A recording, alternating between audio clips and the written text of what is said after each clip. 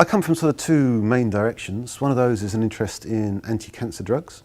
So we have, over the last maybe 20 years, I've worked on several different projects looking at different types of molecules that can be used to treat cancer. And the other interest we've got is a kind of very wide field called free radical biology, which is concerned about free radical productions in tissues. That ties in quite nicely with cancer, because one of the things that happens when you get a cancer cell developing is that you start to see oxidation and changes to things like DNA inside of the cancer cell. So some of the drugs that we use, or some of the methods we have to study free radical production in tissue, can be applied to cancer cells as well. We're trying to come up with new therapeutics to help people to treat cancer patients.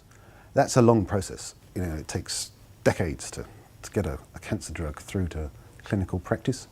And probably not a lot of the work we're actually going to do is going to actually result in an actual drug.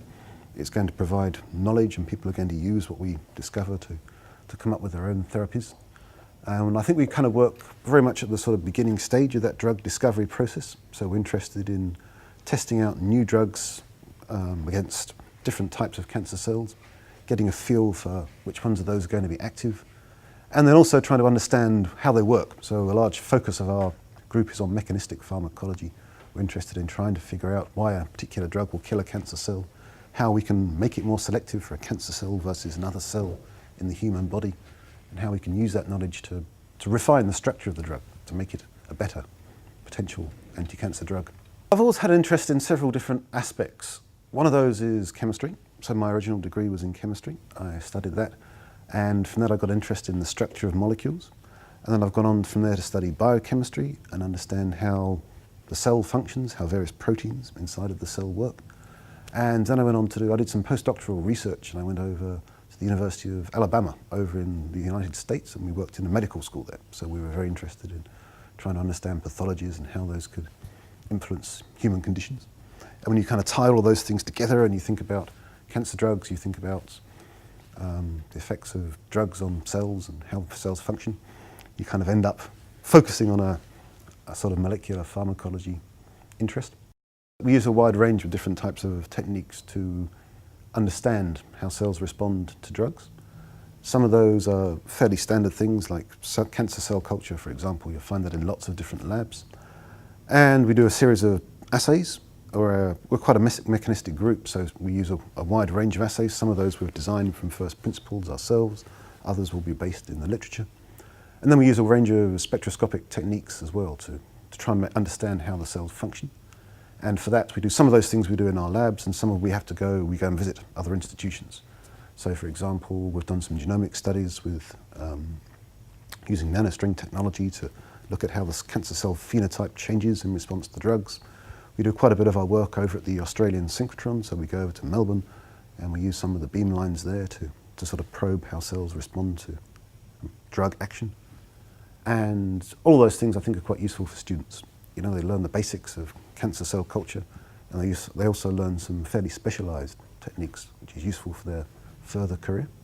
We work with different groups around the world. We've worked a bit with Duke University over in the States. We've worked with the chemistry department over here in Otago to look at cancer drugs. They come up with some new molecules, and we've been involved in testing those in the lab. And then we have some of our own kind of therapeutics that we're working on as well to try and design drugs from first principles and see how those are going to potentially pan out as anti-cancer agents. So we do a range of different projects in the lab, all of which are quite exciting. I think it's always the discovery for me. It's going in, you know, finding out a result for the first time that nobody else in the world knows about. That's always the main driver. Lots of times it doesn't work, so you've got to be prepared for that moment of excitement when an experiment that hasn't worked for the last 10 weeks suddenly gives you a result, and then you get a bit of insight into what's going on. And then of course it's the whole process of thinking about that, trying to understand what you've discovered, looking through the scientific literature and understanding, trying to place that in the sort of context of what's already known and figuring out how things work. The most exciting thing is a project I worked on fairly early on when I first started my postdoctoral research. This was the idea that you could find reactive sulfur species in biology, that these things could be small molecules containing sulfur, could be formed in different oxidation states inside of the cell, and that could go on to have a signaling function. It could be involved in disease in various different pathologies, and that's been quite well taken up in the literature now, so that's an exciting thing for us. We've also worked on new drug discovery projects, so we've come up with our own nitric oxide releasing drugs, which is nitric oxide is a small molecule that has a signalling function inside of the body.